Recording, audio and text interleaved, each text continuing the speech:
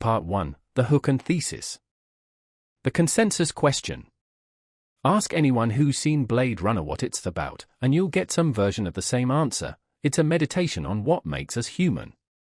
The Voigt-Kampff test, the tears in rain monologue, the endless college dorm debate over whether Deckard is a replicant, all of it gets filed under one tidy thesis. Technology has advanced to the point where artificial beings can feel, and so the film is really asking us to expand our definition of humanity to include them. Empathy is the test. Empathy is the answer. The replicants who love, grieve, and fear death deserve to be called human, and the tragedy is that nobody will grant them that status in time. It's a good reading. It's also not the film's argument, it's the film's bait. The subversion question. Here's the problem with the empathy thesis: the film never actually treats humanity as a metaphysical prize to be earned through feeling. It treats it as a license. A property classification. Tyrell Corporation's slogan for the Nexus line isn't a philosophical claim, it's ad copy. More human than human is a pitch to consumers, not a statement about souls. The Nexus 6 models are built with a 4-year lifespan not because mortality is a tragic byproduct of their design, but because it is the design, a built-in expiration date. The same logic Tyrell would apply to a light bulb or a phone battery, engineered obsolescence dressed up as biology. Look at what the Voigt-Kampff test actually does in the plot. It doesn't determine whether something deserves to live. It determines whether Tyrell's property has escaped its intended use case. Deckard isn't a philosopher hunting for the boundary of the soul, he's a repo man. A Blade Runner retires replicants the same way a bank repossesses a car, not as punishment for a moral failing, but as routine enforcement of a commercial agreement the replicant never consented to and can never renegotiate. The film keeps handing us psychological and philosophical language, empathy, memory, love, and then quietly revealing that underneath all of it is a receipt. So the subversion is this: Blade Runner isn't asking whether replicants are human enough to matter. It's showing us that human was never a stable, biological category in this world at all. It's an administrative one, invented and enforced by whoever controls manufacturing, and mapped conveniently onto an existing labor hierarchy. The real horror isn't that replicants might be people. It's that personhood was never the thing protecting anyone in the first place. The anomaly question. Which brings us to the single most argued over image in the entire film, one so contested it helped fracture the relationship between its director and its star for decades: a small, folded piece of paper. Gaff's origami unicorn, left outside Deckard's apartment in the film's final minutes, paired with a dream of a unicorn that only Deckard should ever have known about, a memory that was installed. Ridley Scott has been unambiguous for years that the unicorn confirms Deckard is a replicant. Harrison Ford has spent almost as many years insisting his performance was built on the opposite assumption. Across 7 different versions of this film, that one detail has been added, removed, and relitigated, because it doesn't just change a character's backstory, it collapses the entire premise the movie spent 2 hours building. If the hunter is also manufactured, then there was never a clean line between the classifier and the classified. The audience spent the whole film sorting real from replicant, and the film's most jarring choice is to suggest that the sorting itself, the very operation at the center of the plot, may have been performed by something the plot claims shouldn't be capable of it. The synthesis question. Put the pieces together and a single argument emerges from the psychology, the sociology, the philosophy, and the visual effects all at once. Blade Runner claims that humanity was never an existential fact in this world, it was a licensing agreement, invisibly enforced by whoever controlled production, and Deckard's own uncertain status is the film's formal proof of that claim. Psychologically, Deckard tells himself the story of a man just doing his job, and that story only survives as long as he believes there's a clean category separating him from the beings he kills. Sociologically, the film has already shown us a world built on an off-world slave caste, where the only difference between a replicant and an indentured laborer is paperwork. Philosophically, if even the man hunting replicants can't be certain he isn't one, if the audience, after 2 hours of trained pattern recognition, still can't be certain either, then the test was never measuring what it claimed to measure. And visually, the film sells this through Rachel, a character whose human reactions, her confusion, her grief when she learns her childhood memories were manufactured, are staged with the exact same uncanny stillness the film uses for its replicants under interrogation. The craft doesn't illustrate the philosophy. It is the philosophy. That's the thesis this essay is going to prove, not that replicants deserve to be called human, but that the entire category was a corporate fiction all along, and the tragedy of Blade Runner is that everyone in it, human and replicant alike, is still obeying a rulebook nobody with real power ever had to follow. Part 2.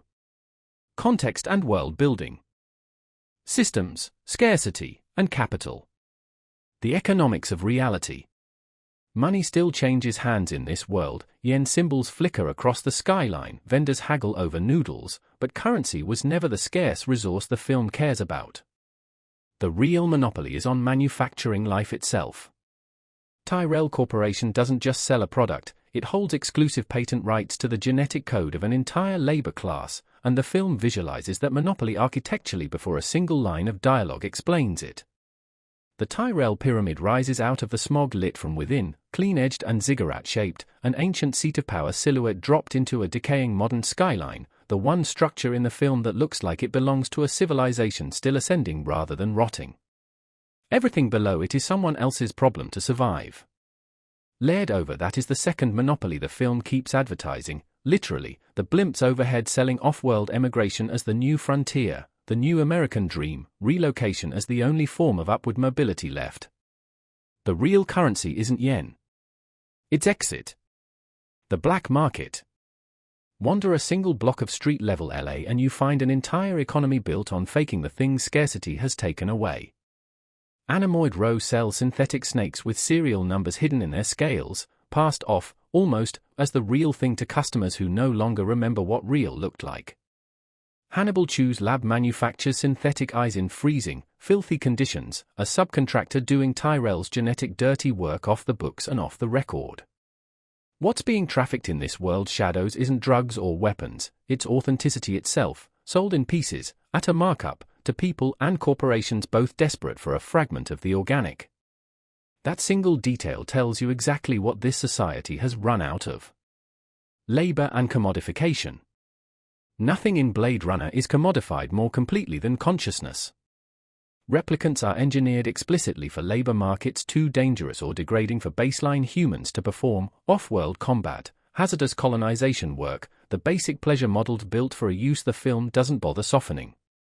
But the film pushes the commodification one layer deeper than muscle and reflexes. Tyrell implants false childhood memories into Rachel not as a mercy, but as an engineering solution, an emotional buffer designed to make an artificial mind more stable, more predictable, more manageable for the humans running her. Memory itself has become a product feature, optimized for obedience rather than authenticity. When even your childhood can be a factory install, intellect and interiority stop being the last sanctuary from the market. They're just the newest thing for sale. Technological gatekeeping. The gap between Tyrell's private elevator and the crowded street below isn't just architectural, it's technological triage. At the top, genetic engineering precise enough to manufacture a convincing human being. At street level, an ESPA photo-analysis rig that looks simultaneously miraculous and held together with duct tape, payphone-era interfaces, apartments wired with visible, ugly infrastructure. Deckard, a licensed agent of the state, still operates with equipment that looks scavenged next to what Tyrell has in-house. The film's technological hierarchy isn't about who has access to computers versus typewriters, everyone here is drowning in tech, it's about who gets the frontier tier and who gets the hand-me-downs. The baseline normal. Before any plot disruption arrives, the film hands you its baseline in a single unbroken scene, Deckard, alone, eating noodles at a crowded street stall in the rain, ignored by everyone around him, half listening to an off-world emigration ad drone overhead like weather. That's a normal Tuesday, dense, wet, loud, anonymous, faintly advertised at, and completely unremarkable to the people living inside it. Nobody in that scene reacts to the misery around them because it isn't misery to them, it's just Tuesday. Which is precisely why the film doesn't need to announce that something is wrong with this world. It only needs to show you what fine looks like here so that everything which follows reads not as an intrusion into a stable order, but as one grinding routine, being pulled back into blade running, replacing another. Architecture and the visual geography. The architectural hierarchy. Height in this film isn't just elevation, it's insulation. Tyrell's private quarters sit at the top of a pyramid so tall it has its own weather, all marble, candlelight, and hushed acoustics, a space that looks less like a corporate office than a pharaoh's tomb, which is exactly the point. Power here doesn't dress itself in glass and chrome, it dresses itself in monuments, borrowing the visual language of civilizations that were built to outlast their builders. Down at street level, the hierarchy inverts but doesn't disappear. Deckard, a mid-tier state employee, lives in a faded, ornate apartment that was clearly once someone's idea of grandeur and has since been left to decay around him. And J.F. Sebastian, genetically ruined by premature aging, unable to leave, lives even lower on the ladder than Deckard, tucked inside the crumbling husk of a once magnificent building, surrounded by dust-covered mannequins that used to be someone's showroom. The film's cruelest architectural joke is that decline doesn't stop just above street level. It just gets older the further down you go. The synthetic versus the organic. By the time this story takes place, natural has become a category most characters have to take on faith. Tyrell's owl, perched regally in his tomb-like office, turns out to be manufactured, and the reveal barely registers as a twist, because by then the film has already trained you to assume every animal on screen is fake until proven otherwise. Origami folded from scrap paper, a unicorn, a chicken, stand in as the closest thing to wildlife most characters will ever hold in their hands. Rachel's family photographs, evidence of a childhood she can point to and describe in detail, turn out to be someone else's memories wearing her face. Nature hasn't been destroyed on screen so much as quietly replaced, item by item, until the replacements are what normals means. The organic world isn't gone in Blade Runner, it's been discontinued. Infrastructure and decay. This is not a chrome and glass vision of tomorrow. The production design's whole philosophy, retrofitting existing Los Angeles architecture with new technology bolted directly onto old bones, rather than imagining gleaming new structures from scratch, tells you everything about this society's relationship to its own future. Nobody in this world is building anything new. They're wiring 21st century surveillance tech into buildings that have already outlived their original purpose, patching steam pipes into Art Deco facades, projecting neon advertisements onto walls that were never designed to hold them. It's not a society in its prime dressed up for the cameras.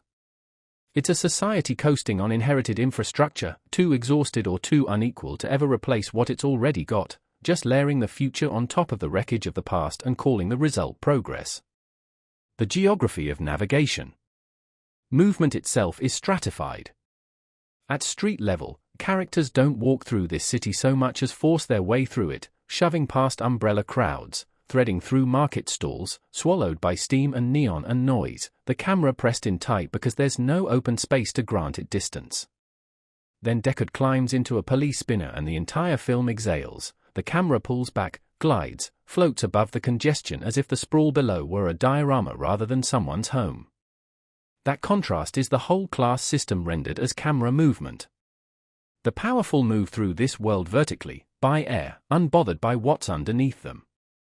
Everyone else moves horizontally, on foot, through the crowd they can never rise above. The VFX of scale. None of this was built with a computer, the film's iconic opening, that endless cityscape of smokestacks belching fire under a sky choked with pollution, tiny spinners drifting like fireflies against a wall of lit windows stretching to the horizon, was achieved through miniature models, forced perspective, and motion control photography. But the goal was identical to what a modern film would chase with CG set extensions, overwhelming scale that renders any single human figure irrelevant before they've even spoken a line. Even inside Tyrell's private chambers, no miniature work required, just vast sets, deep shadow, and a candlelit ceiling that seems to recede forever. The architecture dwarfs the man supposedly running it. Tyrell himself looks small in his own tomb. That's not an accident of blocking. It's the film quietly admitting that no one in this world, not even the man who owns the monopoly, actually stands above the system he built. The system outscales everyone who claims to control it. Epistemology, information, and society. The epistemology of the world. Nobody in this film accesses truth directly, every claim to knowledge here is filtered through an instrument, and every instrument turns out to be more interpretive than objective. The Esper machine lets Deckard enhance a flat photograph, panning and zooming into corners of the image that shouldn't logically contain new information, computationally inventing detail rather than simply revealing it. Truth, in this world, isn't found, it's generated on demand by whatever machine you happen to be interrogating. The Voigt-Kampf test works the same way at the level of a person. It doesn't observe humanity directly, it infers it from involuntary pupil dilation and blush response to a string of emotionally loaded questions, and even then the results are a judgment call. Rachel takes far more than the standard number of questions before Deckard is willing to commit to an answer. Photographs, meant to be this world's most stable proof of a lived past, turn out to be the least trustworthy objects in it. Reality here isn't physically simulated and it isn't quite consensus-based either, it's mediated, instrument by instrument, and every instrument has a margin of error nobody's incentivized to disclose. The propaganda engine. The ruling class doesn't need to hide the misery of the street, the film has already shown us that everyone down there has stopped noticing it. Its actual propaganda tool is the off-world emigration ad, endlessly looping overhead on blimps, promising a golden land of opportunity and a chance to start again among the stars. It's a recruitment pitch dressed as a public service announcement, and its real function isn't to comfort the people who hear it, it's to keep the population sorting itself, voluntarily, into those with the means to leave and those left behind to keep the city running. The specific lie the society tells itself is that departure equals progress, that the frontier is still open, still golden, still worth chasing, even though the film never once shows us that colony, only the ad for it, forever, on a loop nobody can turn off. The meta-narrative of history. The official story, as far as anyone in this world is told it, is one of triumphant expansion, genetic engineering as the next great human achievement, off-world colonization as the natural, inevitable next chapter of progress, Tyrell's more human than human slogan as proof that ingenuity keeps delivering a better tomorrow. The film's visual evidence quietly dismantles that story frame by frame.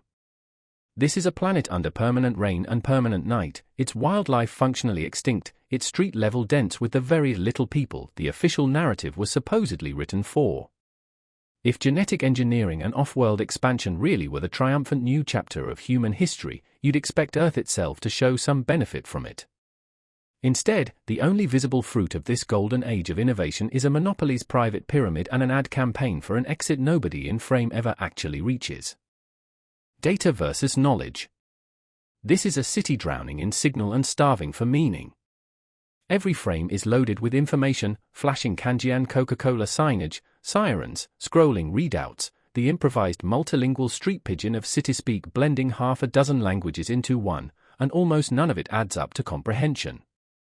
Deckard has to manually, laboriously extract a single usable clue from one photograph, frame by frame, because raw visual noise doesn't come pre-organized into knowledge here.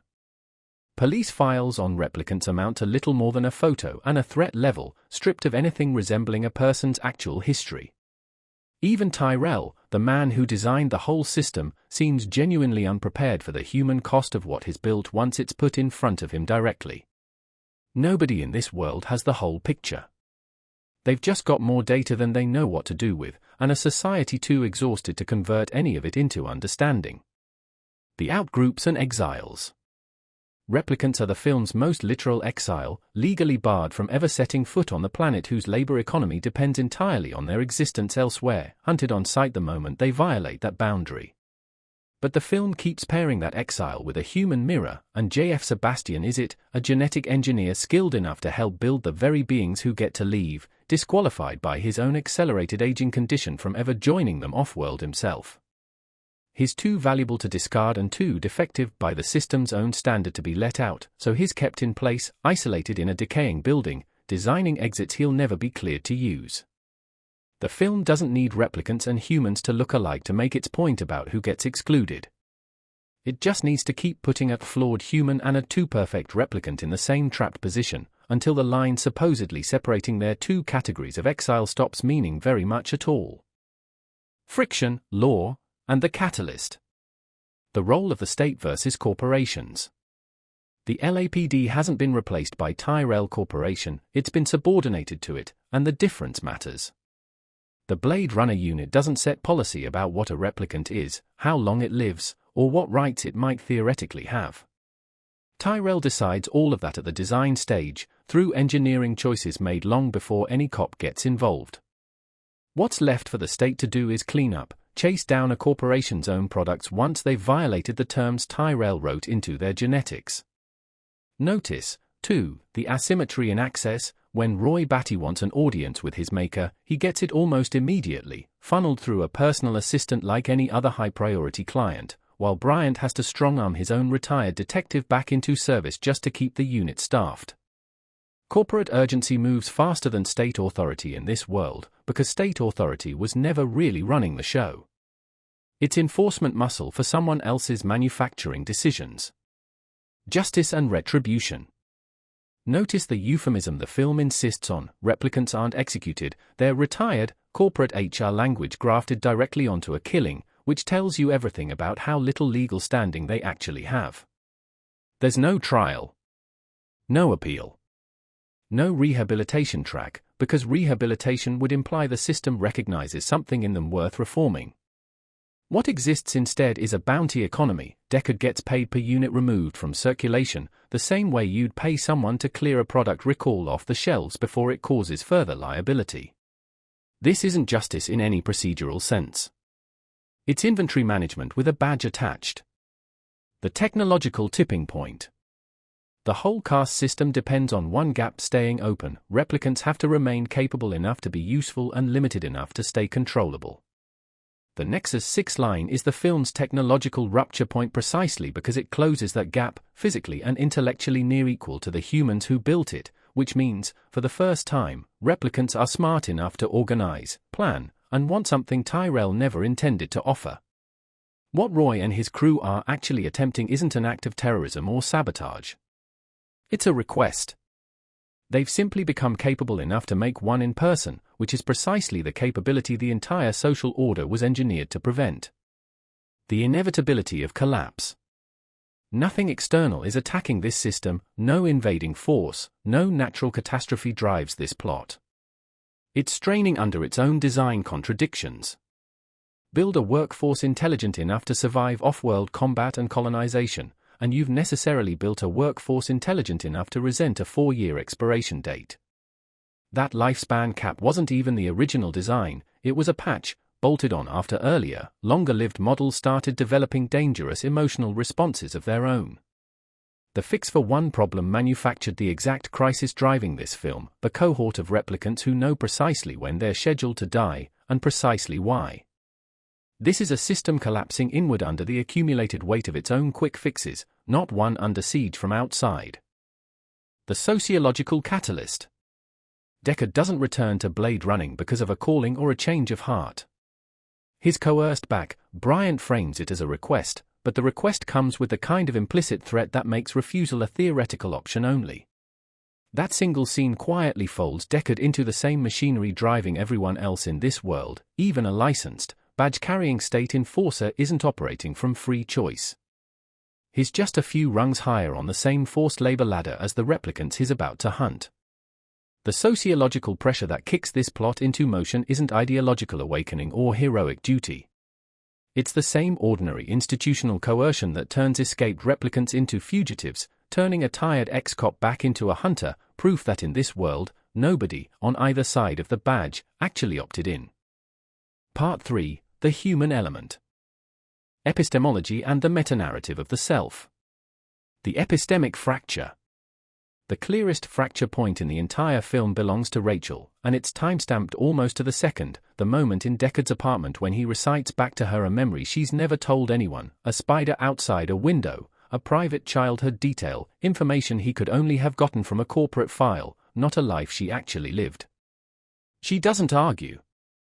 She doesn't cry in front of him. She leaves in silence, and it's only later, alone, that the fracture surfaces as tears she seems almost confused by, as if she's not sure whether she's entitled to them.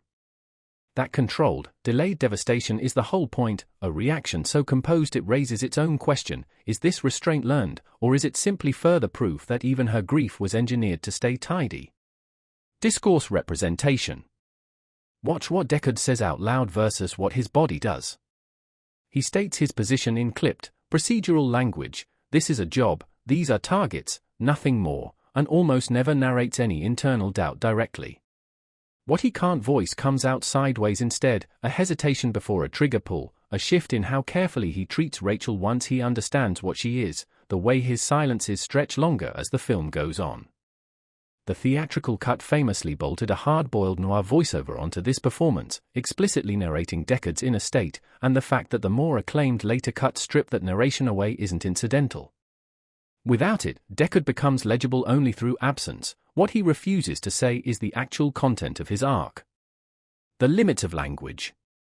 Roy Batty is a combat model, built for a purpose that never required poetry, and yet is the character who keeps reaching past his own supposed design specs for grand, literary, almost scriptural language to describe what he's feeling. That reach is itself an argument. A being engineered strictly for function shouldn't need metaphor at all, and the fact that he keeps grasping for one anyway is evidence against the system's claim that he's just a tool. Deckard sits at the opposite end of the same problem. He's fluent in bureaucratic euphemism. He can say retire without blinking, but he has almost no vocabulary at all for grief, doubt, or tenderness. His trauma, if that's what it is, stays wordless for nearly the entire film, not because he lacks the capacity to feel it, but because nothing in his training ever gave him the language to name it. Cognitive dissonance. Deckard's stated code, early on, is reluctance. He doesn't want this job back, treats it with visible distaste. Then watch him hunt down Dora, efficient, almost clinical, gunning her down through a sequence of shattering glass storefronts with the practiced calm of routine work. The instant it's over, his hands are shaking.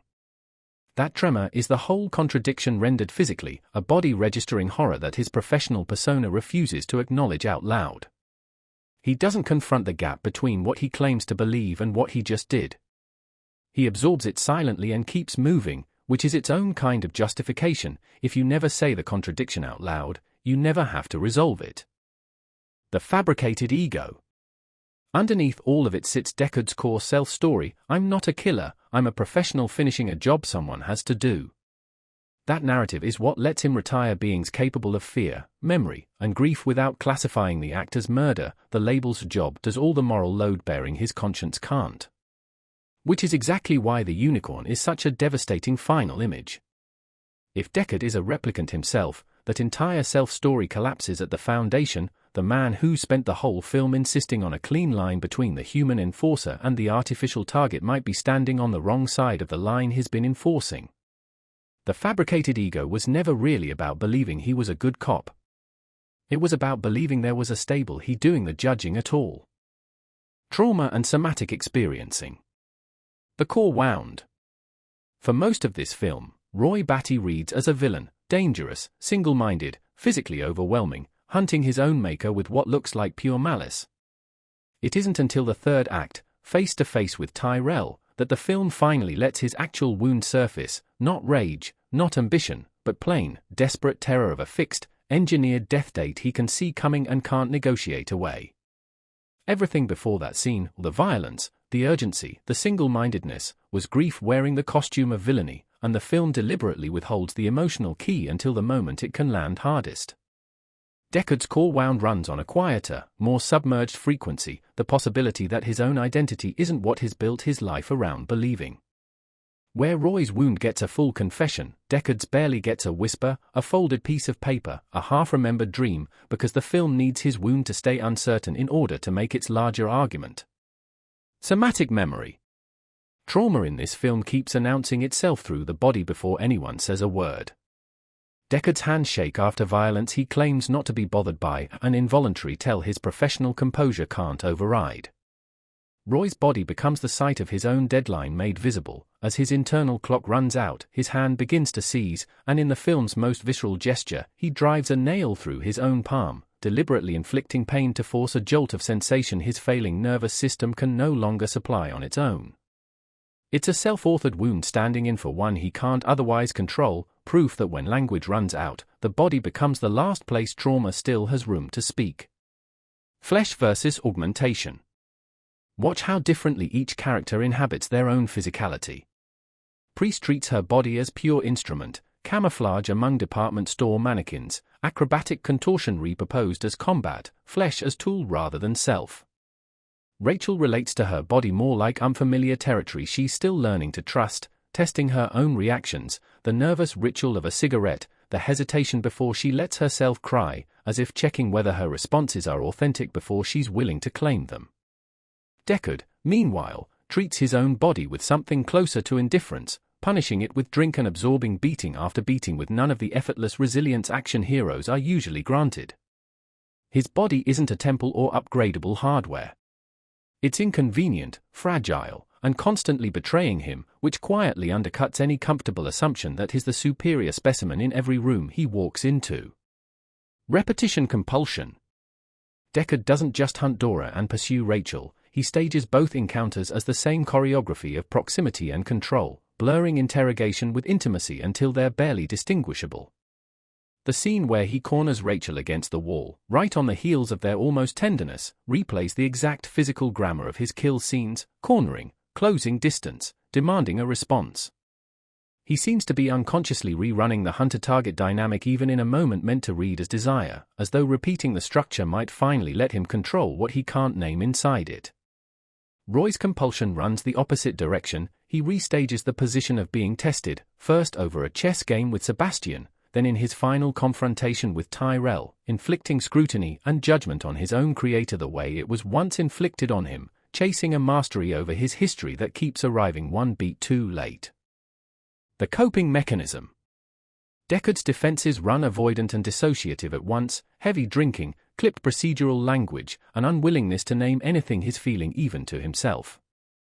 Roy's defense is almost entirely counterphobic. He converts terror into violent, forward motion for nearly the whole film, refusing passivity because stillness would mean sitting with the fear directly, until the rooftop, where that defense finally, famously breaks. Rachel's coping reads as pure dissociation, a flat, over-controlled effect that keeps threatening to crack. Each small ritual, the cigarette, the silence, the question she keeps almost asking, a way of managing a reality too destabilizing to face head-on. The shadow and the antagonist. The Jungian shadow. Deckard spends this entire film suppressing everything Roy Batty embodies without restraint. Where Deckard retreats into procedure, drink, and clip detachment, Roy loves openly, grieves openly, and fights for his own survival with a desperation Deckard hasn't allowed himself since the film began. Roy is every repressed impulse Deckard keeps buried under professional language, and the rooftop climax isn't the shadow destroying the ego, it's the shadow completing it. Roy performs the one act the entire film has been building toward and withholding, genuine, unearned mercy toward a supposed enemy. It's the exact quality the Voigtkampf test claims only humans can authentically possess, delivered instead by the being the test was built to condemn. The antagonist's logic. Depending on whose point of view you're standing in, this film has two perfectly rational villains. From Roy's epistemological standpoint, his violence is entirely proportionate. He was engineered with full intelligence and emotional depth, handed a foreshortened lifespan as a deliberate control mechanism, and now the one entity capable of extending that life is refusing to even consider it. Going straight to the source isn't villainy, it's the only reasonable move left. And from Tyrell's standpoint, the 4-year failsafe was never cruelty, it was a rational engineering fix to a real problem. Earlier, longer-lived models had developed dangerous emotional instability, and Roy's request reads to him like any executive fielding an unreasonable demand for a feature the product line was never designed to support. Neither man believes he's the villain. Both are right, from where they're standing. The mirror character. Preece and Rachel occupy the exact same existential trap. Both discover the truth of their manufactured nature, both form an intimate bond with a human who could just as easily be their executioner, and each responds in the opposite direction. Rachel, once she understands what she is, moves toward quiet compliance, seeking safety through proximity to Deckard, trying to assimilate into protected status by attaching herself to someone with the authority to spare her. Preece moves the other way entirely, no assimilation, no appeal to a protector, just outright resistance until the fight is physically over. Same threat, same fundamental situation, and two completely opposite theories of how to survive it. Parasitic versus symbiotic dynamics. The Deckard-Rachel relationship resists a clean answer here, and the film is more honest about that than its romantic framing initially suggests. There's real mutual rescue in it. She saves his life from Leon. He chooses not to retire her, which gestures toward symbiosis. But the power underneath it is nowhere near equal. Deckard holds literal legal authority to kill her at any moment, which means anything resembling consent on her part exists in the shadow of that threat, whether either of them names it or not. Compare that to Roy and Preece, whose devotion carries none of that asymmetry, two beings facing an identical, shared expiration date, protecting each other from a position of genuine equality. The contrast is damning. The one relationship in this film built on an unequal power differential is the one dressed up as its central romance. The projection of the flaw. Deckard can't examine his own uncanny gaps, the unexplained dream, the details about himself he'd rather not look at too closely, so he interrogates Rachel's instead, obsessively, demanding she prove her authenticity against a standard he's never once had to meet himself. Every question he puts to her about what's real and what's implanted is a question he's avoiding asking about his own memory, his own certainty, his own nature. He projects the exact insecurity he can't face onto the one person in the film increasingly positioned as his mirror, which means the more he interrogates her, the more he's really just interrogating the version of the question he's too afraid to turn on himself. The visual proof of the psyche. The VFX of isolation. This film built its isolation practically, not digitally, hard shafts of light knifing through Venetian blinds, fog machines thickening the air until even a private apartment feels pressurized and airless. Deckard is boxed in by shadow inside his own home before anyone else even enters the frame. Roy's isolation works the opposite way. Come the rooftop climax, he's not claustrophobic, he's exposed, drenched, backlit by blinding searchlights, alone against the largest, most overwhelming skyline the film has shown us, the single biggest space in the movie paired with total solitude. And Rachel, whenever we see her in Tyrell's office or Deckard's apartment, keeps getting staged in isolated pools of light inside cavernous dark rooms, small in frame, visually diminished in spaces that were never designed to be hers. The uncanny valley of the soul. The chillingly programmed behavior in this film doesn't just belong to the replicants, it belongs to the man testing them. Deckard administers the Voigtkampf with a flat, mechanical cadence, repeating scripted questions without variation, and in those scenes it's the human interrogator who sounds like he's executing code, not the subject squirming under the lamp. Rachel's early scenes work the same trick in reverse. Her posture is too composed, her answers too clipped and precise, a stillness that reads as faintly wrong well before the film gives you a reason why. The uncanny valley in Blade Runner isn't reserved for replicants acting almost human. It's just as often a human acting like the machine he's supposedly hunting. Spatial psychology. Public space in this film is where everyone performs their assigned role. Deckard interrogating Rachel inside Tyrell's headquarters stays formal, procedural, guarded on both sides. The street becomes a stage where Dora performs as entertainer and Deckard performs as hunter, each fully in costume. Intimate space is where the costumes come off. Deckard's apartment is where Rachel's composure finally cracks, where his own hands finally shake without an audience to perform for.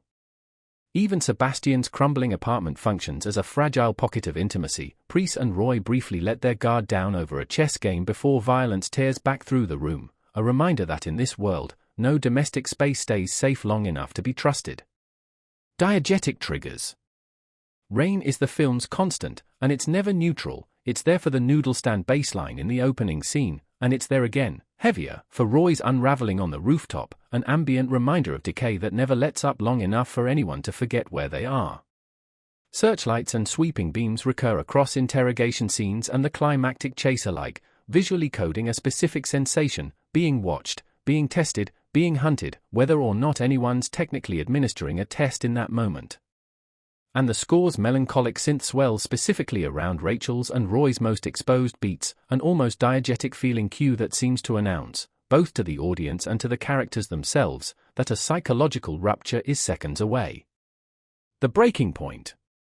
Roy spends this entire film in theatrical control, taunting, staging, performing menace with real relish, which makes his final image so devastating, body going still in the rain, head bowing, the dove he's been holding lifting out of his hand as his control simply, quietly ends.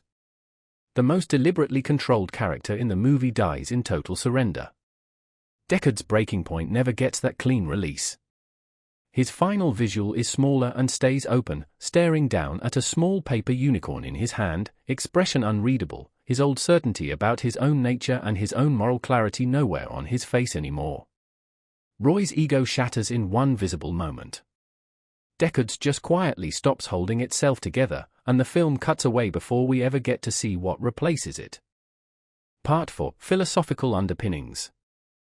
Epistemology and Discourse. The boundaries of language. This film is a working demonstration of the Wittgensteinian claim that the limits of language set the limits of a world, and it's very specific about who's holding the pen. The police call replicants skin jobs, a slur that does real philosophical work. If that's the only vocabulary available to you, you literally can't think your way to considering the being in front of you a person, because the word has already foreclosed the thought. Retire performs the same function in the other direction, dressing an execution in the bloodless language of product management. Even the test itself, Voigtkampf, borrows the clinical authority of a diagnostic instrument to make an act of violent judgment sound like routine medicine. None of this vocabulary is neutral. It was built by the same interests that built the replicants, which means the society's entire framework for even discussing the question has already been quietly settled before the conversation starts. Discourse representation. Nothing in this film presents truth as simply, objectively given. Every claim to it arrives already shaped by an interested party. Tyrell's advertising narrates truth as triumphant progress. The Esper machine narrates truth as whatever detail can be computationally extracted from a flat photograph, whether or not that detail was really there. Police paperwork narrates truth as a photo, a threat level, and a euphemism.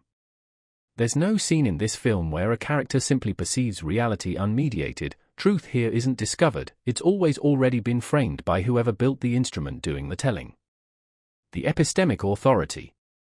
Look closely at who actually gets to decide what's true in this world, and the answer is uncomfortably circular: Tyrell Corporation. It doesn't just manufacture the replicants, it manufactures the very standard used to judge them, the Voigtkampf protocol, the implanted memories, the baseline against which authentic humanity gets measured. There's no independent authority checking Tyrell's work. The company that builds the product is also the company that certifies whether the product has failed, a closed epistemic loop with a staggering conflict of interest dressed up as clinical objectivity, and nobody in the film's power structure seems positioned to question it. The post-truth state. By the time this story takes place, most citizens haven't rejected objective truth so much as simply stopped chasing it.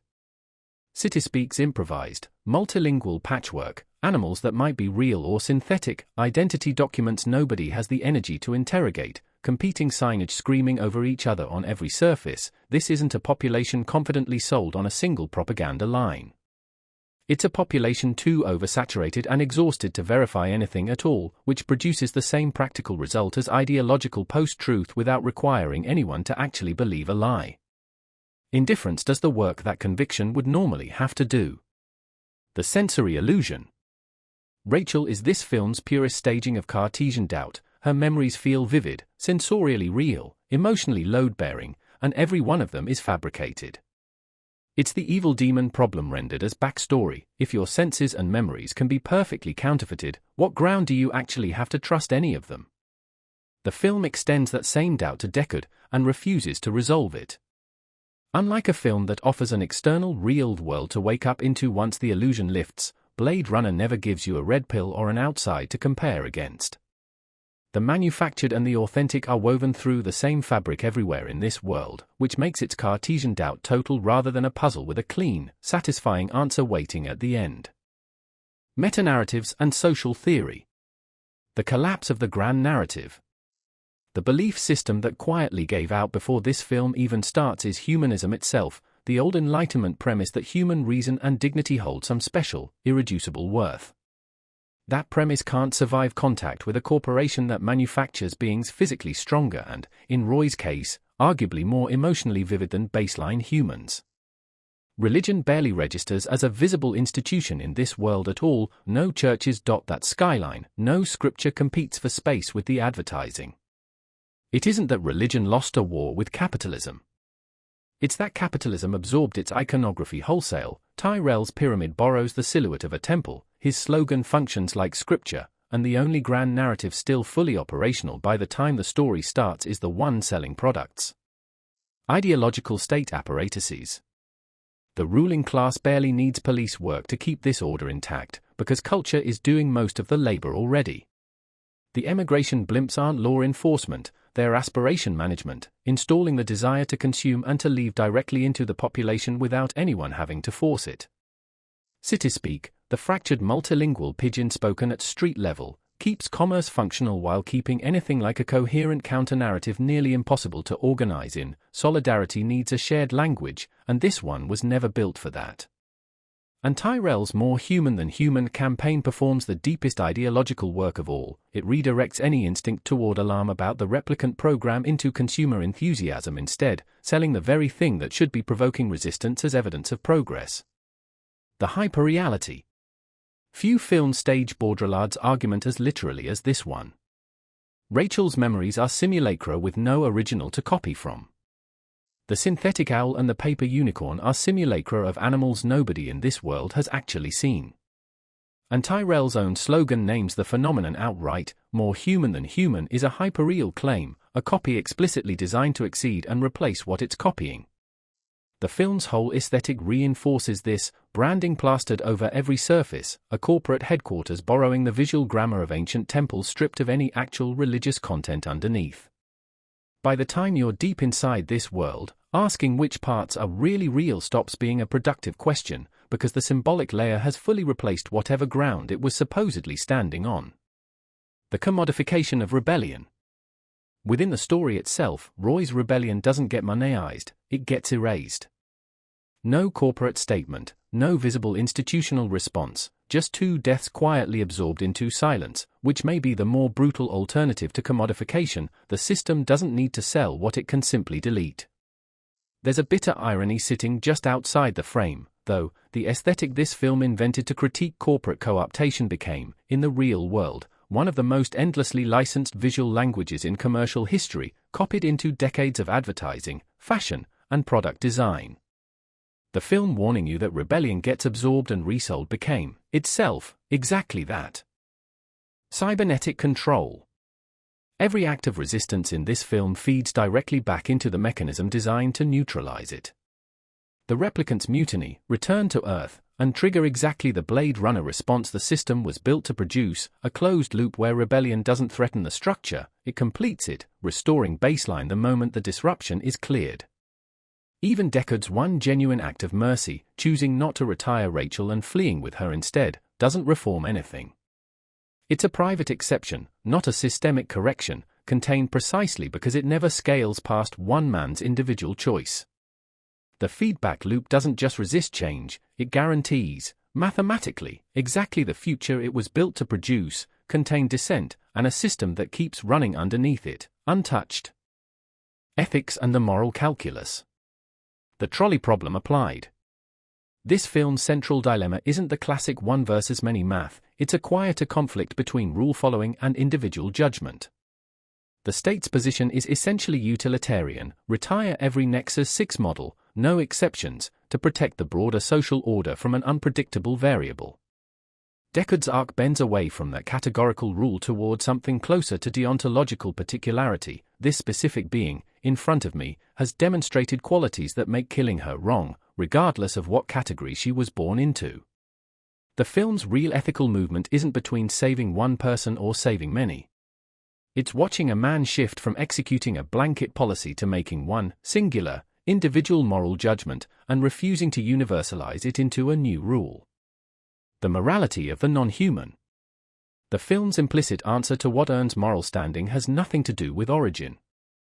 It isn't about being born rather than manufactured. It's demonstrated capacity for empathy exercised freely, especially when it costs something. Roy proves this in the film's final seconds, with nothing left to gain and every reason to let Deckard fall. He chooses mercy instead, unprompted, unrewarded, performed with no test administering it and no audience grading the result. That's precisely the quality Voigtkamp was designed to detect as proof of authentic humanity, delivered in the one moment where performing it could serve no strategic purpose at all. The film's baseline requirement for personhood turns out to be exactly what its own testing apparatus claimed to measure, it's just delivered by the being the apparatus was built to exclude. The absurd revolt. Roy's final hours are a near-perfect staging of Camus' absurd hero. Handed a foreshortened, arbitrary lifespan by a universe that owes him no explanation, he doesn't collapse into despair and he doesn't lash out with pure nihilistic destruction either. He generates meaning through action, seeking his maker, demanding answers, and in his last possible moment, choosing an act of pure, unrewarded compassion that offers him no survival benefit whatsoever. That choice is the revolt itself, not defeating death, not escaping meaninglessness, just refusing to let extinction be the last word on whether his existence mattered. He builds the value his universe declined to grant him, and he builds it in the only currency he has left, one final, freely chosen act. The means versus the ends. Strip away who's currently holding legal authority, and Deckard's violence and Roy's violence start to look structurally identical. Both men kill efficiently, both treat certain beings as obstacles between themselves and their goal, both do it without much visible hesitation in the moment. The difference the film offers isn't in method, it's in permission. Deckard's killings are state-sanctioned, bureaucratically authorized, filed as routine. Roy's are narrated as terrorism, criminality, rebellion. But the film never actually proves the moral gap it implies. It just shows you that one side currently holds the authority to name the other side's killing a crime, which is a legal distinction wearing the costume of a moral one. The ethics of ignorance. Rachel never gets a choice in the matter. Deckard tells her the truth about her manufactured memories unprompted, and the film spends its remaining runtime refusing to resolve whether that revelation was a mercy or a cruelty. Compare that to the replicants who already know exactly what they are and precisely how long they have. Ignorance was never structurally available to them in the first place. What the film does seem to privilege, quietly, is Roy's own refusal to accept comfortable unawareness. His insistence on confronting his maker and demanding the truth about his lifespan is staged as courage, not folly, even though the truth brings him no relief, only clarity. This world doesn't reward ignorance with peace. It just offers knowledge instead, and lets you decide whether that's better. Determinism, agency, and time. The illusion of agency. Free will in this film is bounded almost everywhere you look. Replicants are engineered with implanted memories and preset behavioral traits they never consented to, which makes even their most personal-seeming choices suspect from the start. Deckard doesn't get much more room to maneuver, coerce back into service, offered no real alternative, operating inside a job he's already said he doesn't want.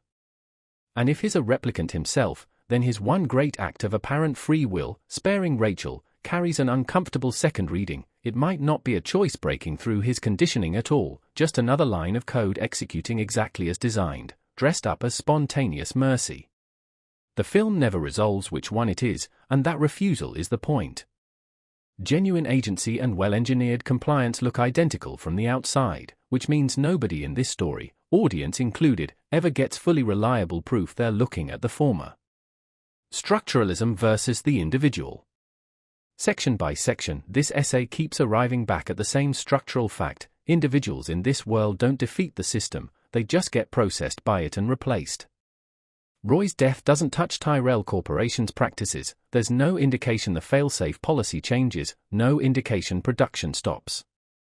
Gaff, watching from the margins for most of the film, functions almost as a standing reminder that the Blade Runner role itself doesn't require any particular person to survive it, it just requires a next operative, and there's always one available. Deckard's disappearance at the end, whatever it means for him personally, doesn't leave the system short-staffed for even a moment. The burden of choice. It's worth noting, as a piece of production history that doubles as philosophy, the theatrical cut originally tacked on a genuinely happy ending, Deckard and Rachel flying off over open green countryside, and that ending was cut for later versions precisely because it didn't fit. The final cut instead leaves them behind closing elevator doors, no resolution, no confirmation of how much time either of them actually has. That ambiguity is more honest to the film's logic than false liberation would have been. Freedom, once these two actually reach it, doesn't relax into relief, it just replaces a determined deadline with an unresolved one, which the film pointedly refuses to soften. Escaping the system, it turns out, isn't the same as escaping the uncertainty the system was built on. Temporal morality. Roy spends nearly the entire film carrying knowledge the audience doesn't have yet, an exact, fixed expiration date he's powerless to negotiate away.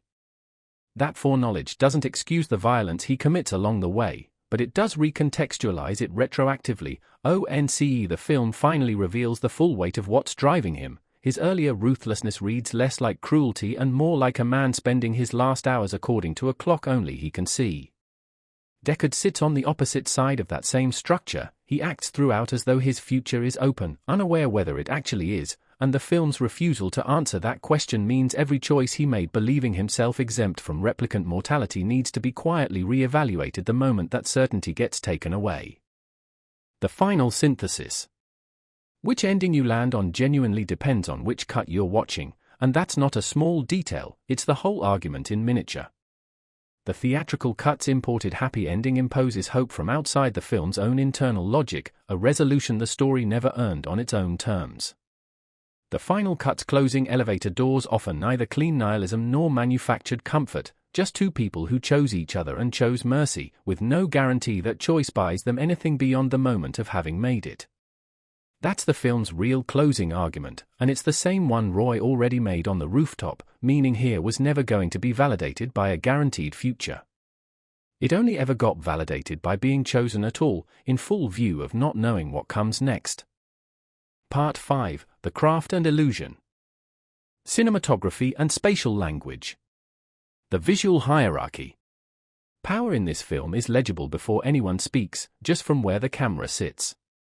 Tyrell is shot from below in his own chair, throne-like, godlike, the framing doing half the characterization on its own.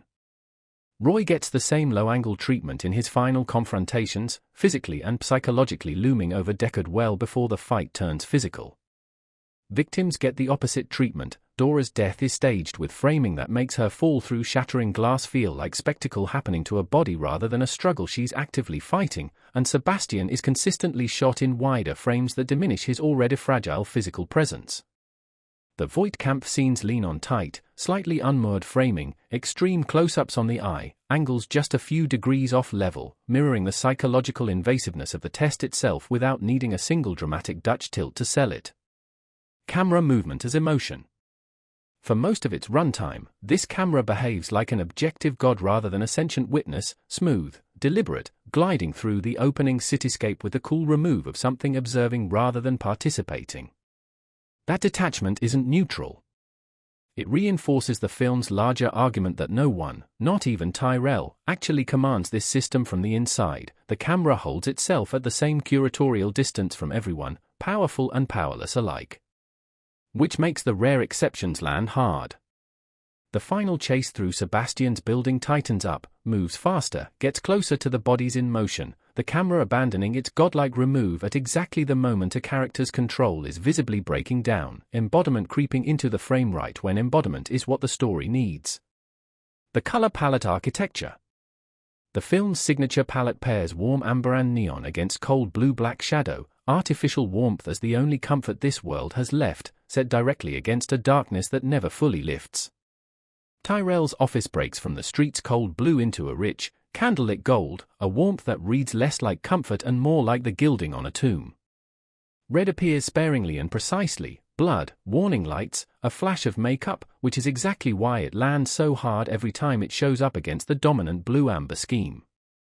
And the temperature shifts track feeling more than location. Deckard's apartment turns softer and warmer during the scenes closest to tenderness with Rachel, then cools back into harsher, more clinical light the moment the encounter turns coercive. Depth and negative space. Interiors trap characters through layered depth. Deckard's apartment is shot through blinds, glass partitions, and foreground clutter that box him into the frame even in ordinary medium shots, entrapment built into the composition itself. Tyrell's office does the opposite and gets the same result, soaring depth, a candlelit ceiling receding into total blackness, characters rendered small inside a space built to dwarf them. And Roy's rooftop finale strips both approaches down to their purest form, a single figure against a nearly empty frame of sky and skyline, negative space doing the work of existential dread with nothing left to hide behind and nothing left to press him against but open air. The motif of light. The film's signature visual gesture is light broken into stripes, hard shafts cutting through Venetian blinds, turning up again and again in interrogation scenes and quiet confessions alike, never offering full illumination, only partial bars of visibility with darkness in between. That's not just style. It's the epistemology of this world rendered visually. Truth arrives in fragments, filtered through gaps, never fully lit.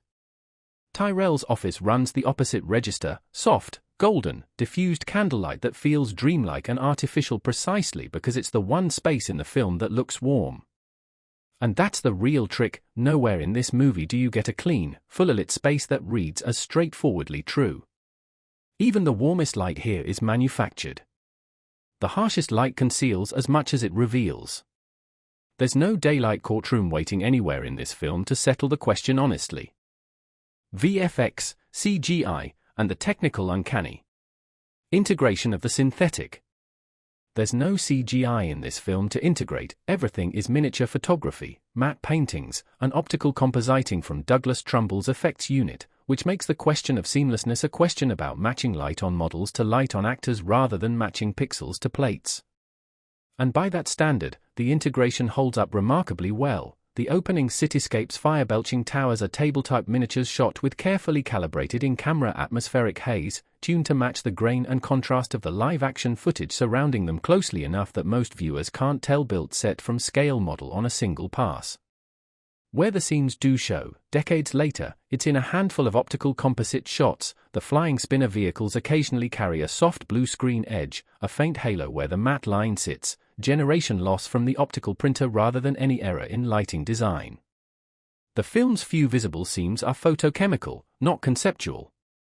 The physics of the digital. Trumbull's team was obsessive about one specific problem: miniatures betray their scale the instant anything on them moves too fast or too light. Smoke that drifts at real-world speed reads as a tiny model with tiny smoke. Smoke correctly slowed to match the model's actual scale reads as a full-size, breathing city. That discipline is why the opening cityscape feels monumental instead of toy-like. Every plume of exhaust, every flare of flame, was timed to cell mass at the model's true scale.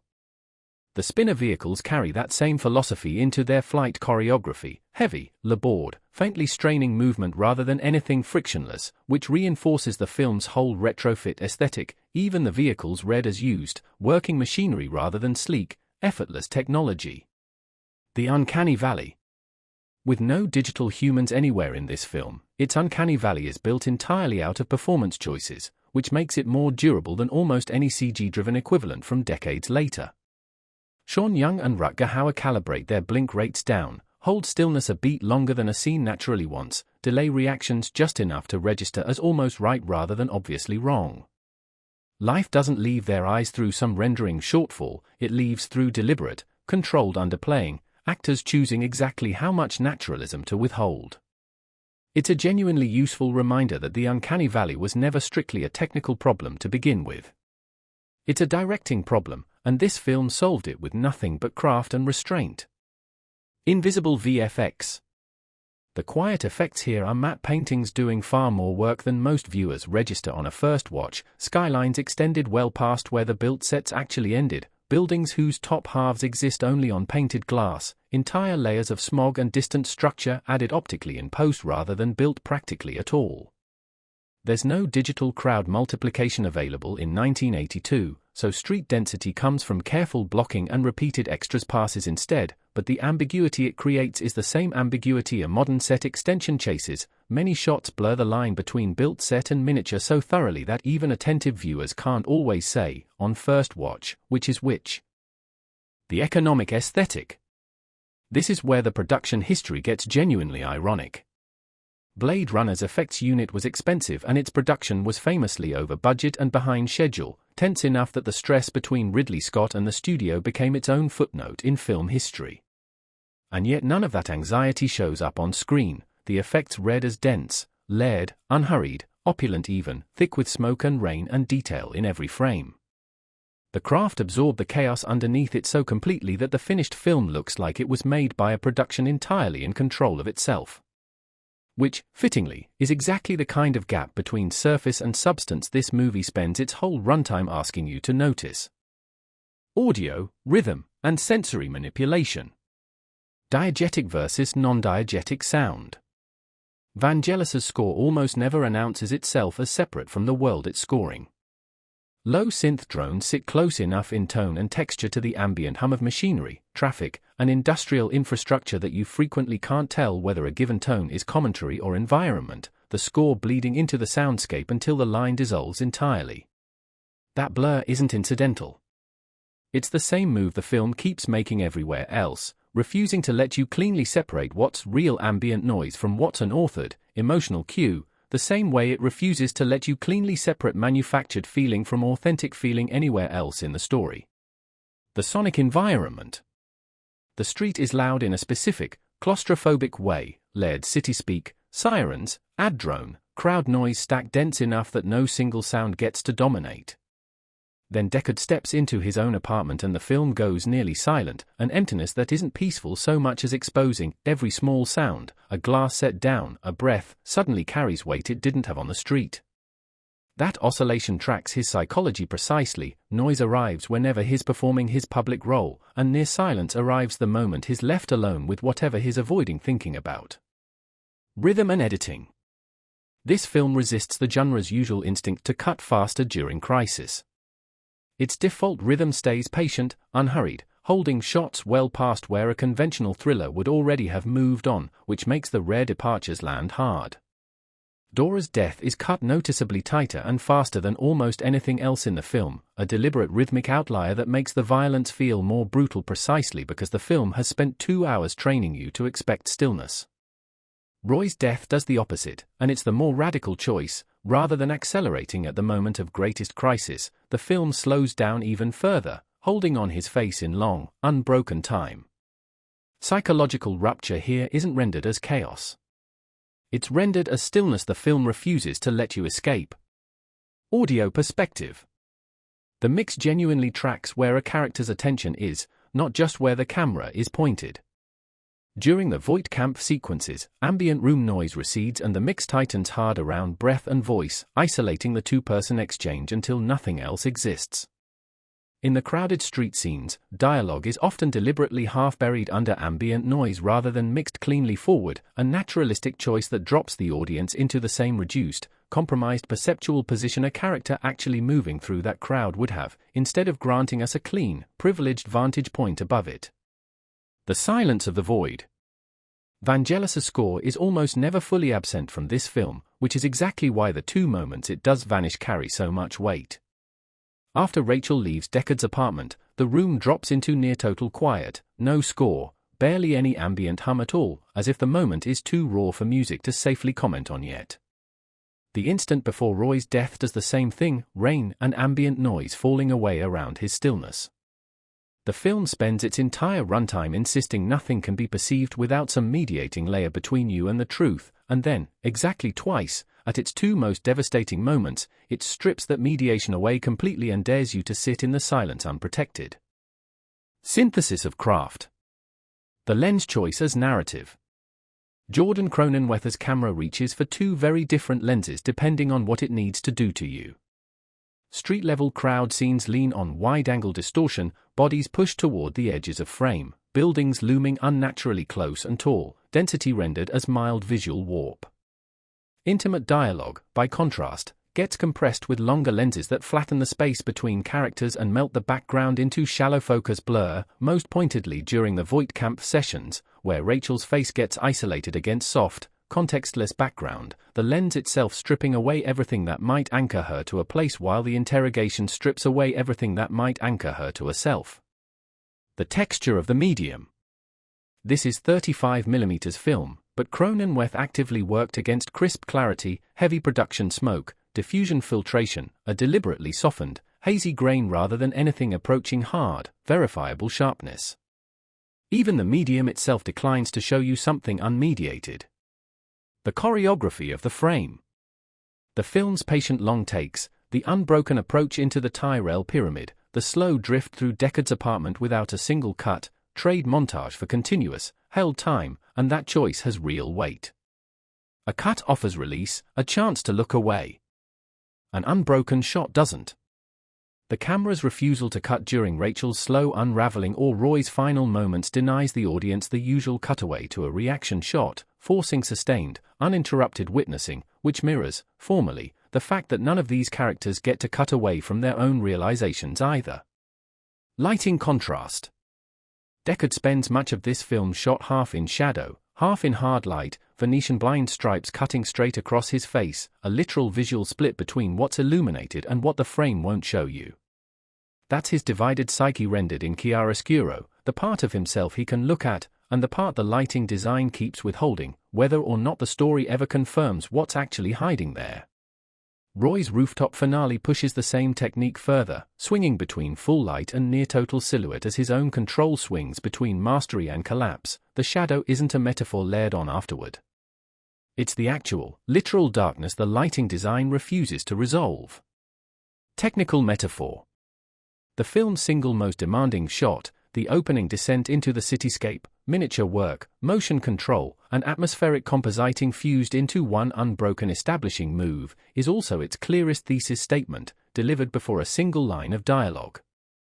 It shows you overwhelming, monumental scale first, individual characters nowhere in sight, which is exactly the film's argument. The system precedes and dwarfs every personal story about to unfold inside it.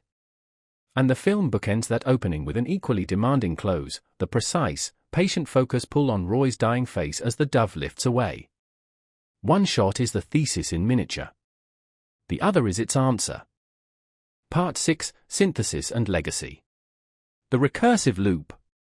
The first shot of this film is vast and impersonal, an industrial cityscape stretching to the horizon, tiny spinners drifting like fireflies, no human face in sight. The last shot, in the version this essay has been building toward, is the opposite in scale, elevator doors closing on two people, quiet, small, barely glimpsed. That's the whole film's zoom, macro to micro, system to individual, and what stays exactly the same across that entire zoom is the ambiguity. The opening shot never explains what you're looking at. The closing shot never confirms what happens next. Scale changes. Uncertainty doesn't. The film proves its own thesis formally, getting closer to the individual never produces more clarity, just a smaller version of the same unanswered question. The cultural mirror. This film is soaked in very specific 1982 anxieties dressed up as the future, American fear of industrial decline and Japanese economic ascendance, visible in every skyscraper wearing foreign corporate branding, genetic engineering newly plausible and newly unsettling in the public imagination, real, lived urban decay in American cities projected 40 years forward and made literal. Nothing about this future is invented from nothing.